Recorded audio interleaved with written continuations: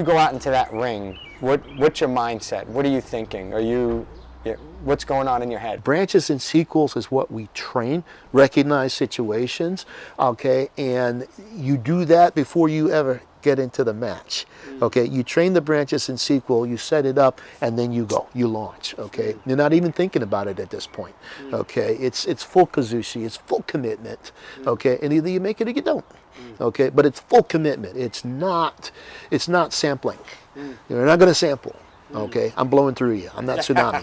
Okay, I'm gonna crash the house or I'm gonna hit the hill. I mean, but we're coming. We're coming. Okay, we're coming.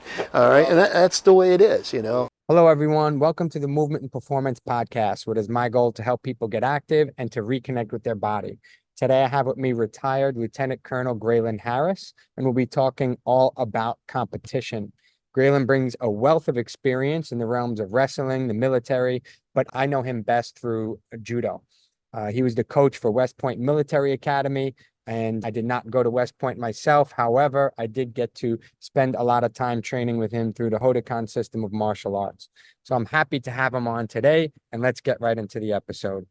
Okay. We had a icebreaker question, and Sensei, we had 3 different questions, and one of them said, what is the ideal retirement age? And can you just repeat that one more time, if you don't mind, because that was gold. I don't believe that we're created to retire. And from my perspective, I think we transition from one thing to the other. I mean, I did, life as an athlete in college. I did a military career, active duty. Leaving active duty, I then took my skills and became a Department of Defense civilian. And I did program management, helping the military do the things that they wanted to accomplish, And from there, as I retire in the next 2 years from that, pay purposes, retire, I'm going to transition into mediation and arbitration. There's a lot of people who are unable to really articulate their issues, their concerns, okay? And I have been working as an EEO counselor for a while, and I see a need to help people who can't speak for themselves to actually articulate their issues. And so that's kind of the next phase of my life, So I think we move from, from place to place with interest, okay? I made better choices now in my latter days than I would at a younger time. If I saw something, I'd jump into it and try and do it, and not necessarily be good at it. Yeah, I make better choices these days, and I recognize I'd love to do that, but you're good at that, so I'll support you, in doing that, and I'll go do something I'm good at, It's all about networking and friends as you get older, and we have 4 or 5 couples that we have met in our life, my wife and I, and we now do life with them, okay? We plan, so it's a small circle. And it's a better quality circle than trying to know everybody and not really know anybody at the end of the day, so. Yeah, there's a book I'm reading called Outlive, and at the end of the book, he finishes with a piece on, it said something along the lines of, when you stop dreaming, I'm not going to get it right, so I don't want to quote it, but it's like when you always talk about the past and you're no longer talking about your dreams or your aspirations of the future, you've gotten old. You've culminated. Yeah.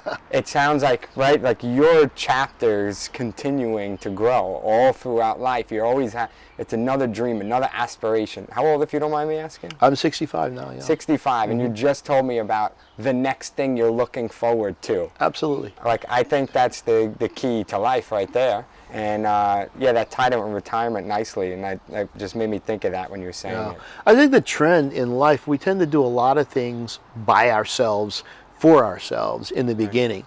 And as you go along, you realize there's not really anything you can do alone, and that, getting to where you got, it had to do with somebody, showing you favors, somebody showing you the ropes, somebody helping you. So, sorry to cut you off. Question for you then. I'm hearing what you're saying. I have a feeling I know the answer. Do you think talent is found or talent is built? Talent is developed. You have natural abilities physically, speed, stamina, that kind of stuff, but you can also train those things, okay? It's hard to train instinct, Okay, you know, you can recognize that someone has the instinct to be successful, but not the drive. Okay, and if you don't have the drive, I can create, I can create success. Okay, and as a coach, and this is what, I've learned that you can take a great athlete. I mean, there's a tournament I went to one time, and they had a state champion there with a bad attitude, and this guy was destroying people. Okay, with a bad attitude. Wow. And I had a dad there, and the kid was nervous, and I said, would you let me coach your son through this? Right. Okay, and the guy looked at me and said, just trust me. Right. Okay, and having watched the state champion wrestle, I'd already taken apart his style and what he did well. Okay, and I told the kid, I said, look, when you go in there and you tie up, I want you to use a Russian tie. Okay, I want you to put your head in his neck, I want you to pull that on, and I want you to control that. Okay, I want you to focus on his outside leg. Every time he puts it down, make him put it down hard. Okay, the kid went in there, and that's what he did. Frustrated that kid, and he ended up beating that kid because he dismantled his strategy. He only had one strategy, okay, and because he could not adjust to what that kid was doing, coaching made a difference. And so you can take a mediocre wrestler or athlete who has the desire to work, okay, and you can help him win. That becomes a coach-athlete combination there, okay, and this is why a lot of, schools pay a lot of money for the coach. Right. You can do that to one person, then you can do that to a team. You're worth the money. Right. Okay, and people don't understand that, that coaching is a particular talent. Right. Okay, and so that's my point. Yeah. So as a coach then, what is it that you're looking for so if you were sitting down and watching, or what did you do, what was your mindset in that scenario watching that student? Like how would have you, not student, the athlete who was winning but winning in a negative way, what were you looking for? Well, that day, I simply wanted to teach him a lesson. Right. That, you're good because you're better than these people because your mental mindset, okay, is to dominate them, and they perceive and believe that they can be dominated. So they do not perform the best. But if I got somebody who could shut down your best attack, then they have an opportunity, to get their courage up and then actually try harder. Okay, and so really all I did give the other kid the ability to shut down, okay, his opponent's attack, which then created an opportunity for him to do better, and he scored. Right. Okay, and so at the end of it, the state champion got disqualified because he took his headgear off and he threw it across the gym. Oh, wow. That kind of stuff, because he was all about winning. Right. But he wasn't about wrestling. Right. Kind of thing. So it's a strategic, you're looking at the individual, you're looking at his strengths, you're looking for how to stop that strength or put a halt to it. Right. And I think once you have that, you're tripping up his mental game. If I could get in your head a bit. And that's the point that I learned at the national championships, okay? Wrestling, I think we as human beings are created to struggle. We are created to overcome, to define the problem and to overcome the problem. We are created to dominate our environment, and that's what we do. Okay, we're like little viruses. We come in and we take over everything. We influence and infect everything, okay, for our benefit. And, in this case, the struggle is good. Wrestling disciplines the struggle. Okay, it disciplines a person. He's stronger, he's faster, he's smarter. Okay, so if he's stronger, okay, I can match that with speed. Okay, it's the physics. The force equals mass times acceleration. So, I have to be faster.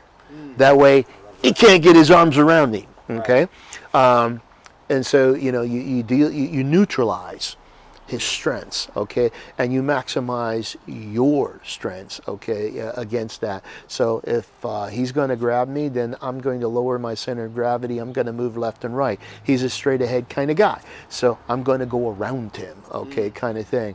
I'm going to work at the periphery of his his skills. Aikido does that really, really well. Aikido works on the periphery. You know, you're reaching, and it's constantly keeping you reaching and extending and overextending, okay? Whereas Judo works on the inside, okay? I'm going to come in, I'm going to be very physical, I'm going to do body to body, okay? I'm going to get you, I'm going to upset your balance, whatever it is. Karate works on the openings, okay, that you get. You create an opening, you slip, you strike the vulnerable areas, that sort of stuff. When you combine it all, I mean, it's a combat system that keeps you alive, you know, and that's what I like about, you know, martial arts being a continuum, okay? I mean, I see it in archery, okay? I see it in baseball. I see baseball as a martial art. I mean, throwing something accurately and hard and knocking somebody out, okay, that's a skill, okay? You know, they've turned it into a game, but being able to hit that rock back at a guy throwing rocks at you, okay, you know, think about it for a second, you know, it's like, you know, it's siege mentality. You're throwing rocks and I'm batting them back, you know, kind of thing. I mean, I kind of, in my paradigm of life, I see everything as a struggle for balance. All right, you know, and so, you know, as a coach, I'm looking for, you're going to be real good at this, okay? And I always tell them, get short, because no matter what, people like to operate on their own level. And if you get short, okay, now they have to change level, so you're dominating the action, you're arresting the initiative, okay? Now you get short, you move left, you move right, okay? But you get the first move. And if you get the first move, okay, you get to drive where things go, okay? Even if it's just to stiff arm and run, okay, you know, kind of thing, you get to dictate how that's going to go. So is that a strategy you like to implement too, getting the first move? I do that. Yeah. That's exactly right. I have a philosophy of martial arts developed over the years, and it's avoid, control, neutralize, okay? You know, everything you do deals with survival. You avoid conflict and struggle so you don't get tested, okay? If you can't avoid it, all right, then you control it. You control the circumstances under which you pick the ground. You take the high ground, you get the sun in your back, you know, you choose where it is that you're going to fight, and you choose what the fight looks like, whether it's on the ground, in the air, with the rock, whatever it is, okay? Control it, all right? And then if you have to fight, you need to have the mindset to end it, okay? You've got to understand how you're going to end this, how you're going to separate. You know, one of the things I learned as I grew up is that you get into fights and it's not over with like in the school ground. You fight and it's done, okay? You know, as an adult, you get into a fight, well, that's just round one. Okay, and then round two, round three, it may be physical, then it becomes legal. Okay, I mean, there's a continuation until somebody quits. Till somebody breaks, okay? In wrestling and in judo, a lot of times, if we're equally matched, then, you know, conditioning and strength becomes the real struggle until you break them, okay? You have to dominate and overcome their spirit. If I can break your spirit, I can beat you any day, whether it's an Olympian or not. And, you know, one of the things that I learned very young, when I said I got Batsugan at a tournament, I beat several Olympians. Now, they weren't in their prime, but they were smarter than I was, and as I was coming up, but I was more determined, okay? And when people thought they could beat me easily and found out that they couldn't beat me easily, that was my opportunity. And I took it, and it paid off for me, you know, kind of thing. And so, and that, I think, is what has fed my understanding that anybody can be beat on any given day because all the techniques work. They all work, okay? So if I get there first with the best technique and you're unable to deal with, okay, what I'm doing, so I need good technique, I need good speed, I need good conditioning, but more than anything else, I need to believe I can do it. You know, otherwise don't undertake it. Don't do it. Don't go there. Right. You know. So what do you think develops that ability for me to actually feel that spirit? So one of the things that I have learned, okay, in training athletes is that aggression may not be your nature, okay, but I can build aggression if I build high quality technique. Repetition, okay, builds quality technique. And if I can build quality technique, you don't even think about it when you do it. If I can get you to the point of mindless execution, all right, and that's one technique at a time, which is how a lot of people train. We have Ranwaku Waza, Ranzaku Waza, okay, in judo. One is a repeated attack, okay, and one is multiple attacks with different techniques.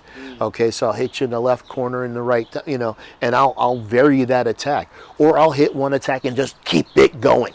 Okay, kind of thing, until I'm successful. Okay, you know, and that's a way of getting at somebody when they're off balance. Okay, and when I talk about balance in combat arts, I'm talking physical and mental. Okay, you know, I can move very quickly and catch you for a second physically off balance. Okay, but sometimes it's hard to do unless I can get you off balance mentally. Okay, you think I'm going left and I go right. Okay, now you have to recover from that, and the only way to train that aggression is to build response by themes. Okay, so you create themes, you create situations and patterns that they recognize and they respond to. So I can build aggression, I can build a dominant mindset by training the movement repetitively, but not so repetitively that they're not putting their effort into it. As a coach, you have to change the movement. You have to and keep them interested. Okay, hopping on one leg gets old. It builds strength, but you can't get people to do 2 hours of hopping on one leg. Okay, you know, kind of thing. And so, you know, you want them to hop on one leg to build the strength or whatever it is. Okay, you may give them something to hop over. You may give them ropes. You may give them a ball. You may give them a trampoline. You have to train.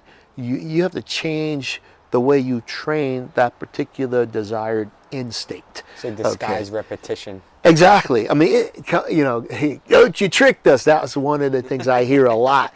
You know, it's like, you know, I want you to squat. You won't squat for me. You won't get down. So I'll come up with other exercises that make you do just that. Okay, kind of thing. I can't get you to do push-ups. Okay, and so I put you in a partner situation. Okay, I make you grab the underbelly and I tell you put your head in the hole. Okay, you know, because you fail to commit, you fail to do what I want you to do, you know, in that upper body.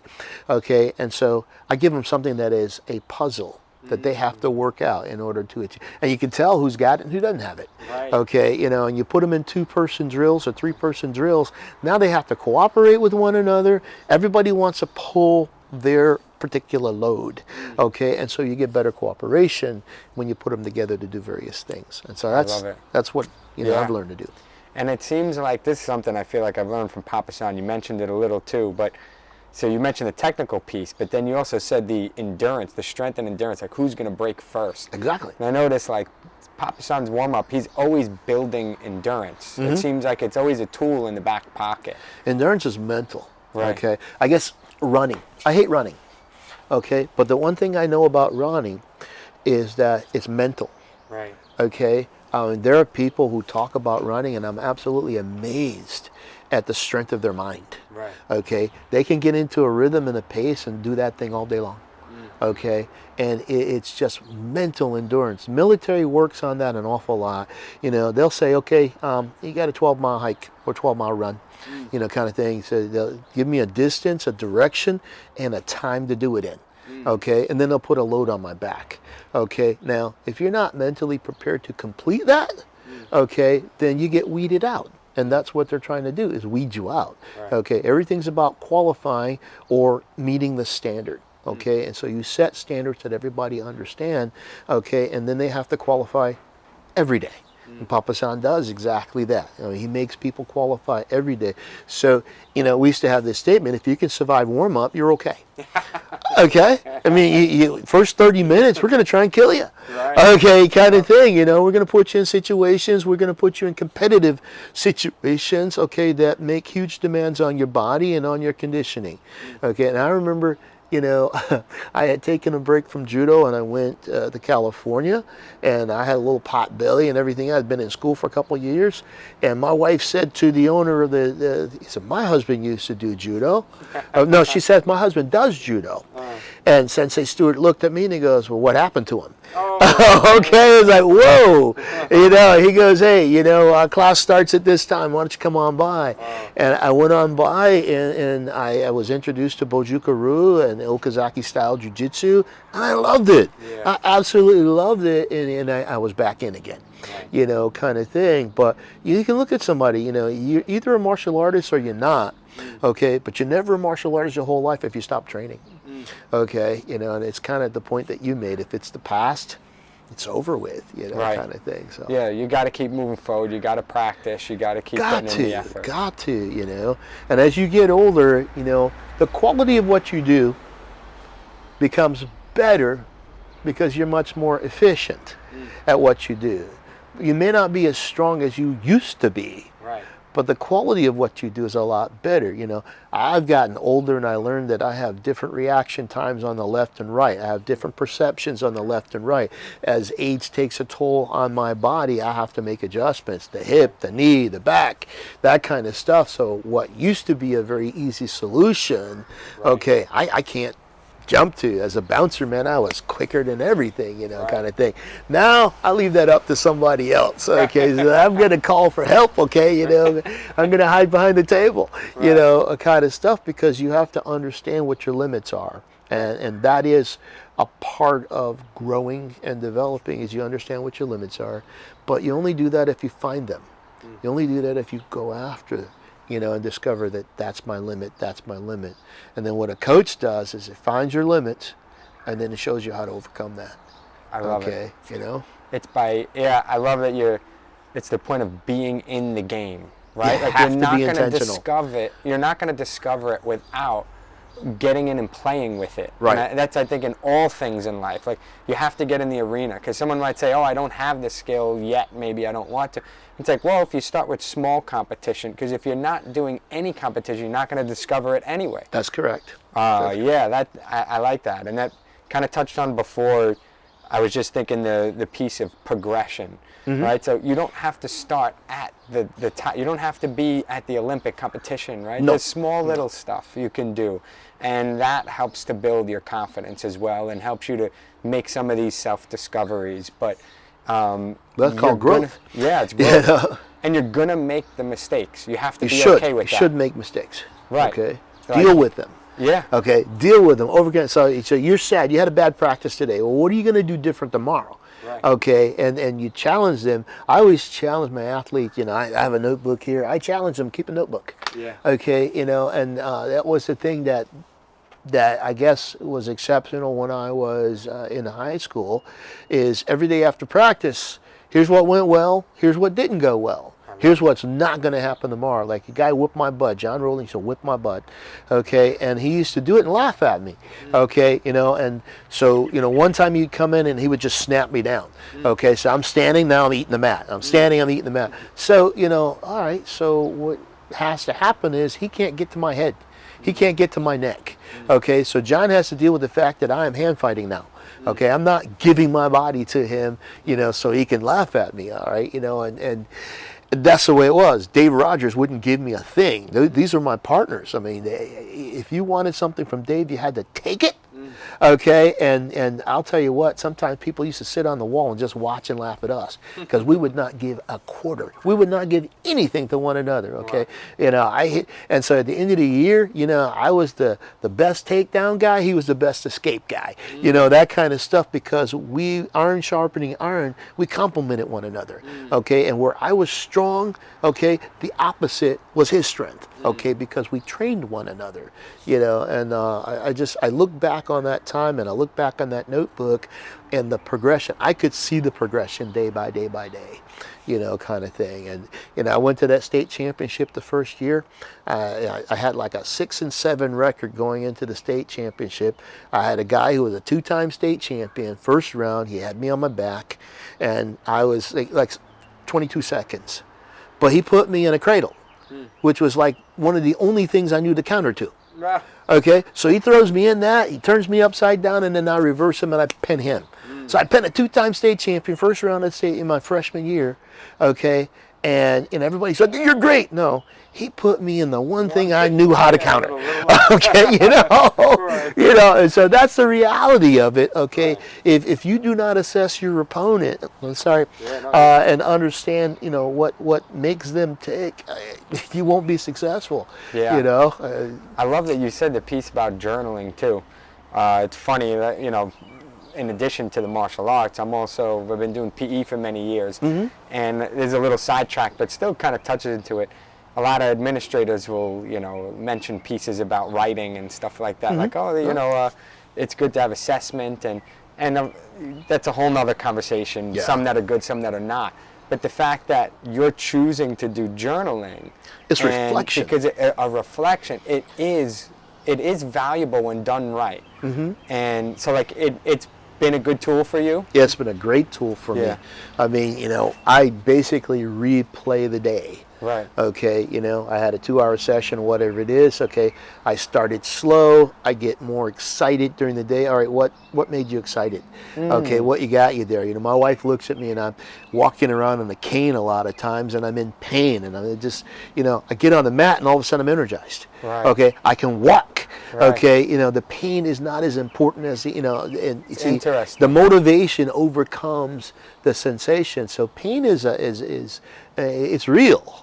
Okay, but what pain causes you to do is manageable with mind over matter. You look at, you hear about Spartans, you hear about people who've done great things through pain, got shot a bunch of times, done this, but if the purpose of what you're doing motivates you more than the pain demotivates you, then you have a net positive effect. Okay, and I see that, and then I come off the mat and I collapse. Right. It's an adrenaline push, I guess. I don't know. Yeah, the motivation is a big part. That's a major point there. Yeah. I did an episode with Colonel Morales too, but that came up. It's amazing what you'll push through when the motivation is there. Yeah.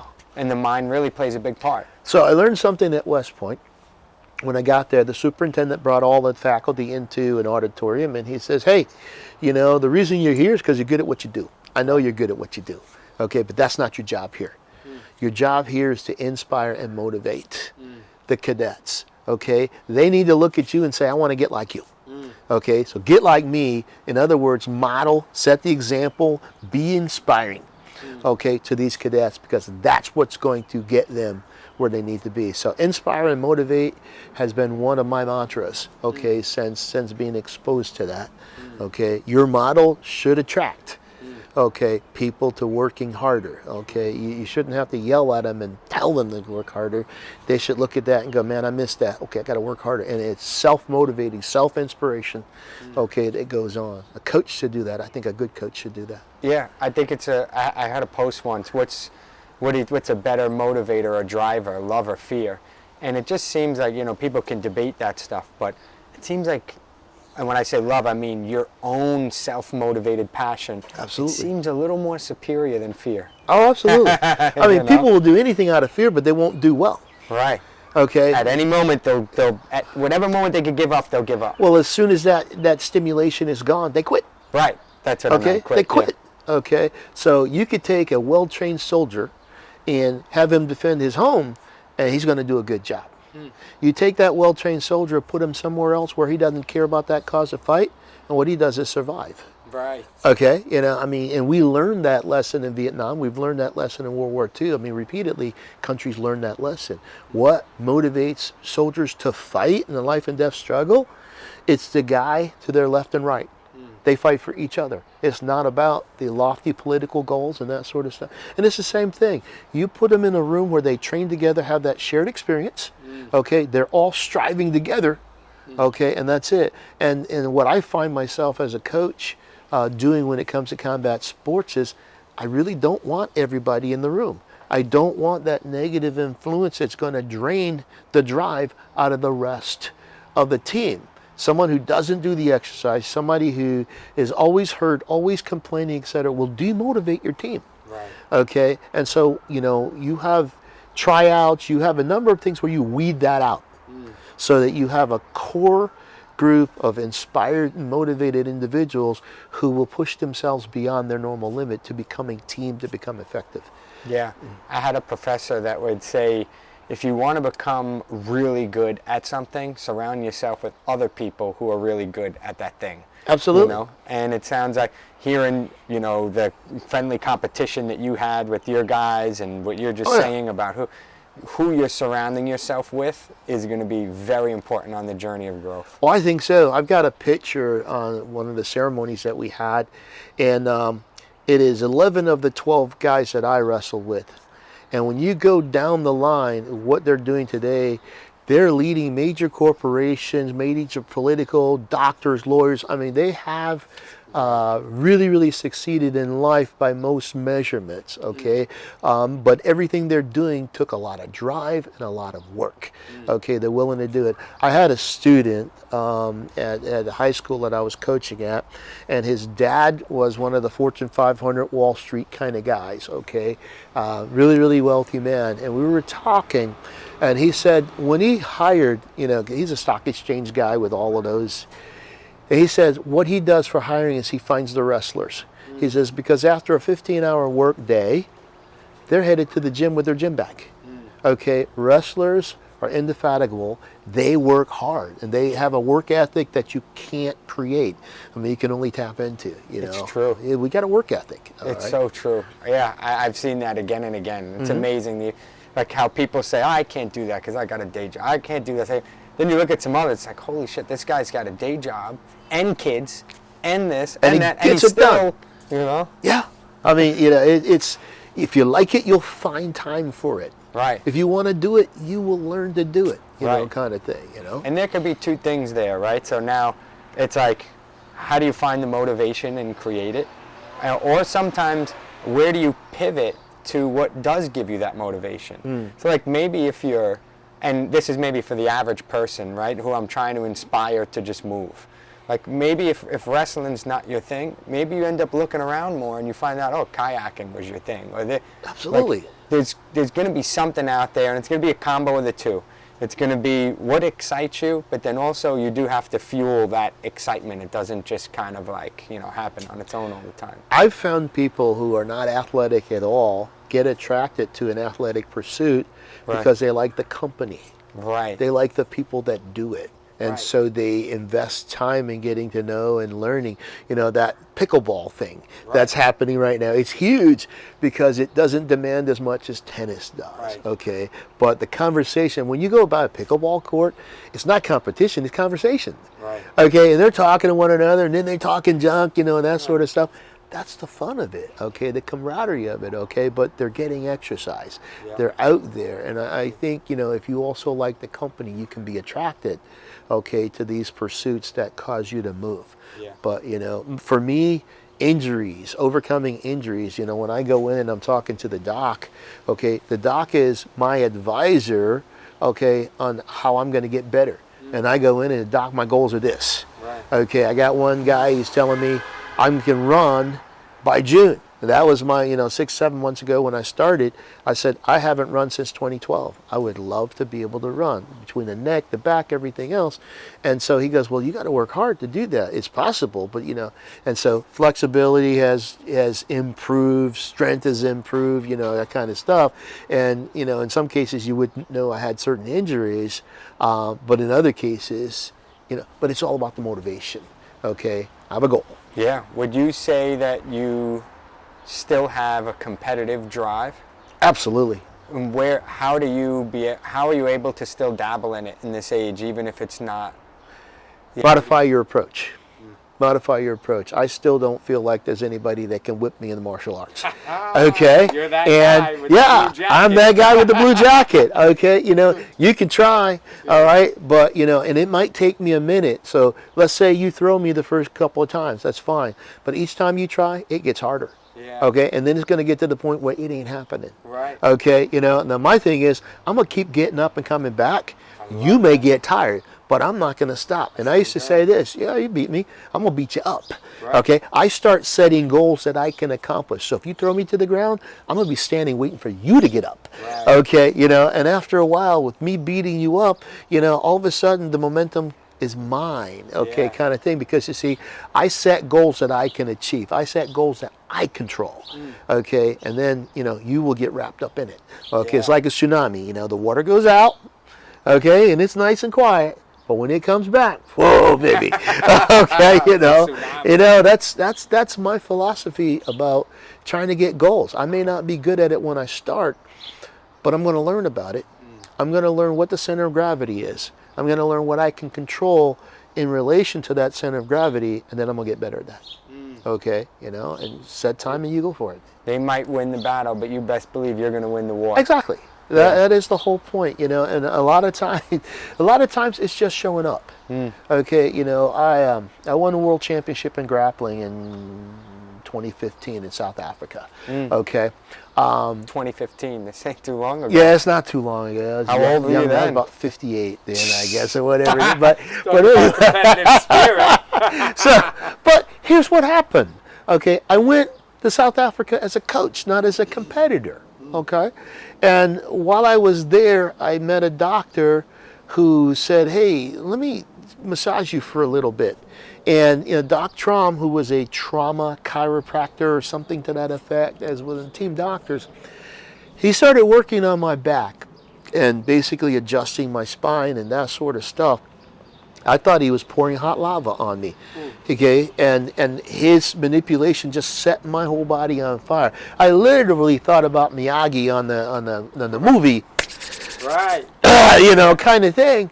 Because when I got up from that, he said, "Let me see you bend over." Now, I had gone to VA and gone through a lot of different trials. I couldn't bend over. I couldn't, you know, put both palms on the floor flat with straight legs.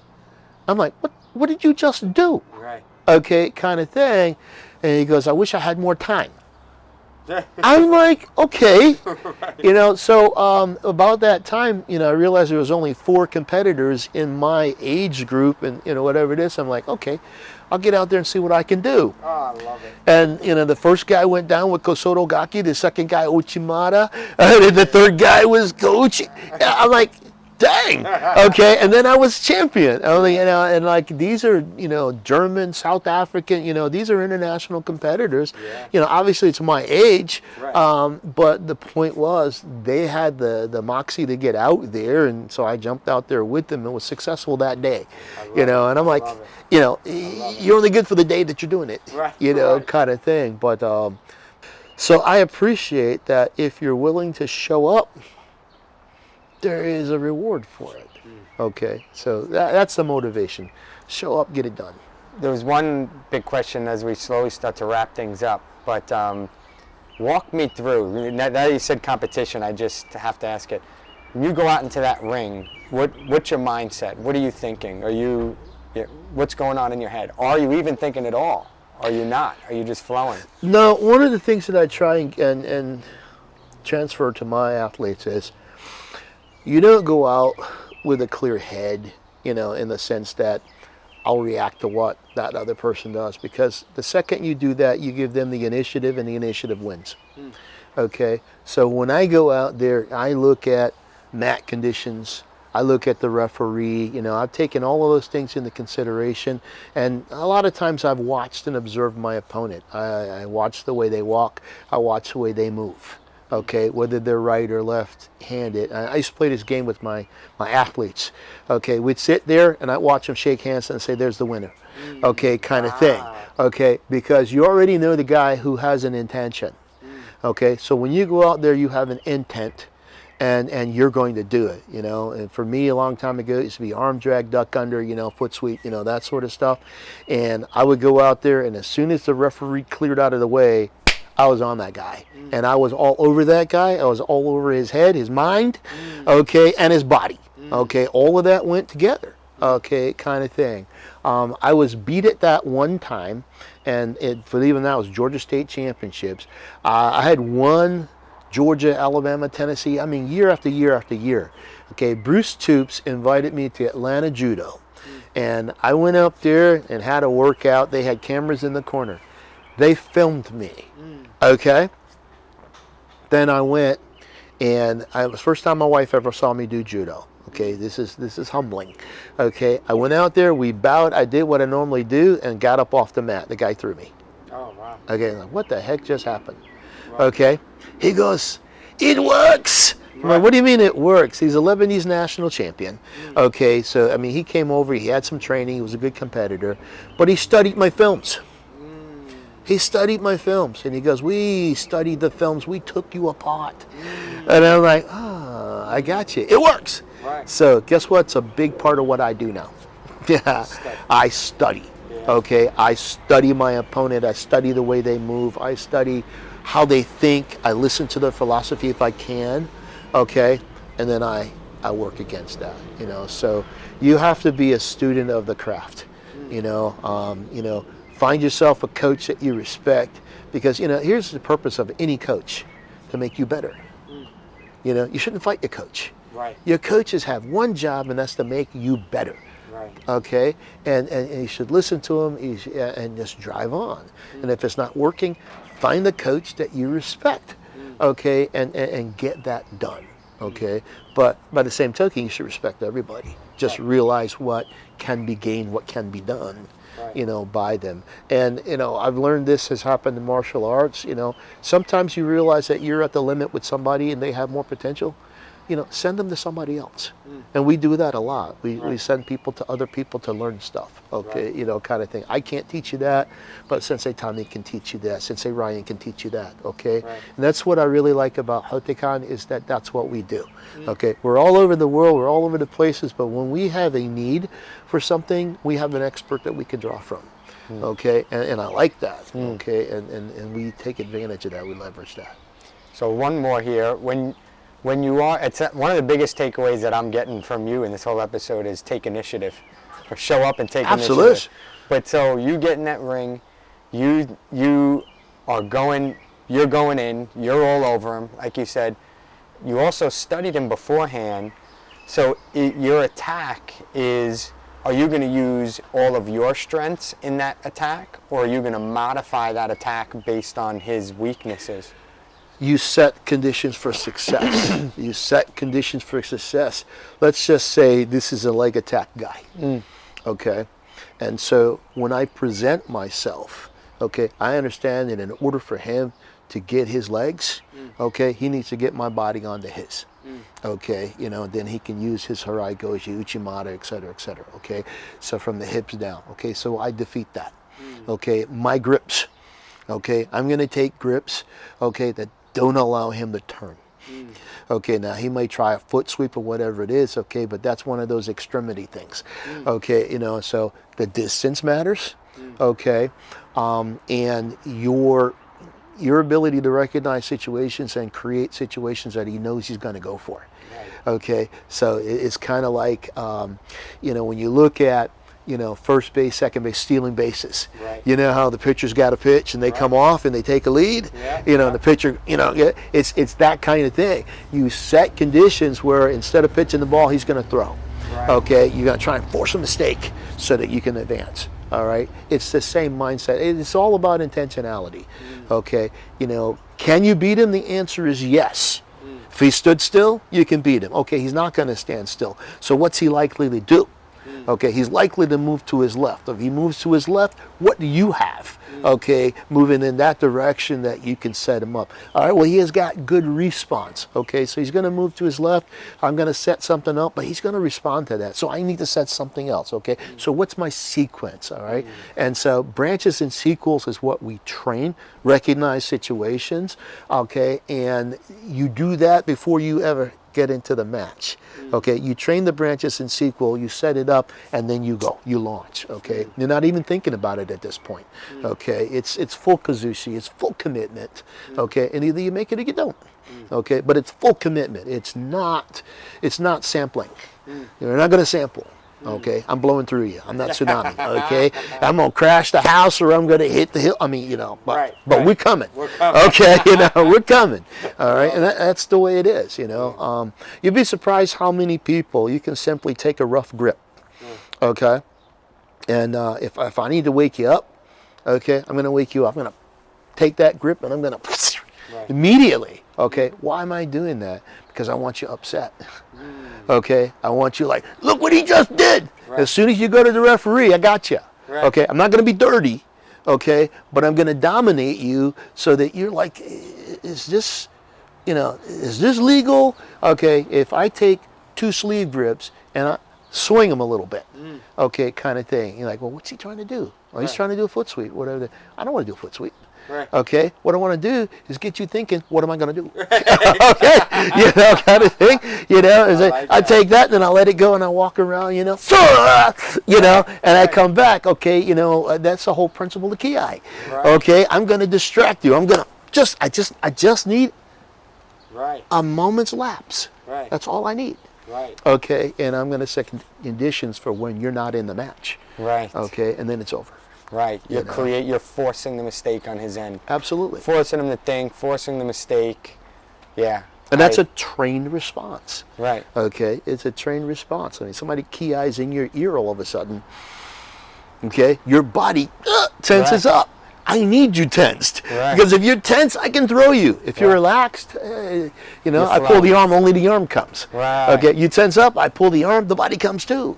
Kind of thing. I love it. And that's it. Man, it's chess. It's chess. That's why I was using the chess analogy for you. Okay, and see, a lot of people, you look at a chessboard, every piece has a role, and it has an ability to move here, there, et cetera, et cetera. But when you start the game, the pawns have one role, to move forward. And the pawns have the least value on the board. Okay, but as time goes on, the pawn becomes more and more important to what it is you want to accomplish. The pawns are very important in the end game. Okay, and the end game is where you get to winning or losing. Okay, but your pawns need to survive to the end game, and they can only do that if they work together. But of all the pieces on the board, the pawn is the only piece that is capable of being promoted, and it can become anything except the king that it wants to be. Okay, and so when you develop your pawn structure, you develop it so that your pawns work together. That's your team. That's the coaching that goes on. Okay, and it protects the more valuable pieces, which you need to close the game off. Okay, the pawn works you into the corner. The pawn fixes. In the military, we say fix, fight, kind of thing, and finish. All right, so we find the enemy. I know where you are. I fix you in one place, then I attack you there, and I defeat you there. Okay, you pick the spot. I'm going to throw him in that corner. I'm going to throw him in that corner. I'm going to do this. I'm going to do that. Okay, it's the same thing as a chess match. Okay, you have tactics. You've got positions. You've got scenarios that you recognize. And when you watch people play speed chess, it's just recognized scenarios, okay? They're not thinking about it because they recognize the patterns. Boom, boom, boom, boom, boom, boom, boom, boom. Okay, right. And it's highly mathematical, okay? And it's the more patterns you reckon and the decision, this is the decision point. Either I'm going here or I'm going there. It's a gambit. It's, you recognize those things, you get better at it. It's the same thing with training, okay? It's the same thing with fighting, right? All right? When opponent does this, I'm supposed to do that. I constantly train it. It's now on just automatic. It's not me actually thinking through that so much. It's in your kit bag. Yeah. It's in your kit bag. It's what you bring to the match. Now, some people bring so many techniques to the match that they're no good. Right. And some people only have 1 or 2 things. Right. Okay, you watch Tyson. Tyson got out there as a young man. I mean, he had a couple things. He had that crushing left hook, kind of stuff. Okay, but he'll tell you, and I like the humility. I like Tyson today more than I like the old Tyson, kind of thing. But the man is a monster, okay, in terms of skill, okay, and he had an indomitable spirit, and you could motivate him, and there's some fights that he was better motivated than others, kind of thing, but you have to recognize the skill. You have to recognize the movement, okay, and it wasn't that he was the best at tactics, et cetera, et cetera. He got hit a lot, kind of thing, but man, he had one intent, and that was to destroy you. And it didn't change. It didn't change. You hit him, you knock him down, he gets up, he's still focused on doing the same thing. Right. You're not backing him down. Right. You're just making him more intent on getting it done, kind of thing. You listen to those guys because, it's all about intentionality. Yeah. They put in the work. Yeah. They put in the work. Yeah. Okay, so when it's time to go to work, okay, it's cash a check. Yeah. Okay, I love it. You're getting me pumped now. Now we got to get ready. We're going to train you right gotta after go train this, now. so I'm ready. Okay. Yeah, as we come to a close here, was there any, just opening the floor, if there's anything else you wanted to share, not that you have to, but just opening the floor before we close out. I just think that young people who are developing their goals in life should have, I think, balance, okay, in their approach to life. I mean, doing any one thing to the extreme is an imbalance, okay, so balance your social life, balance your personal life, balance your work life, okay? There has to be balance, okay? And they're like relief valves, okay? If things are going wrong in this area, okay, you take consolation in the fact that, things are going right over here, but you can't be so committed that if it goes bad, it's all bad, okay? So find balance. Yeah, I love that. I mentioned my professor twice. There's some things that always stood out to me, but he did a whole post on the value of variety, and it kind of touches on that. And he brought it back to different species on Earth. Or look at humor. You look at bears, for example, right? You have polar bears that survive in the Arctic, and then you have bears that survive in the forest, and you have all. But if there was only one type of bear, and the environment changes, that bear goes extinct. It's gone. But if you have all these different types of bears and the environment changes, one of them might have a chance of surviving. Right, so that variety is about survival. Yes. And I love that. I watched a film of a polar bear crossing ice, okay? And the polar bear literally got up to where the ice was thin, and it laid down. And it low crawled across the ice and when the ground, and then he stood up and he walked. Okay, you take a grizzly, and the grizzly would go charging in that sucker and drown. Okay, because they haven't developed the skills to survive that particular environment. And I thought that was pretty cool, man. Right. Yeah. Right. Well, man, this was awesome. You exceeded my expectations. I was very excited to get this going with you in town. I want to, thank you for being on with me. My pleasure. And I'm excited to get on the mat now. Awesome. Let's go get it done. All right, Sensei. Thank you. Let's close.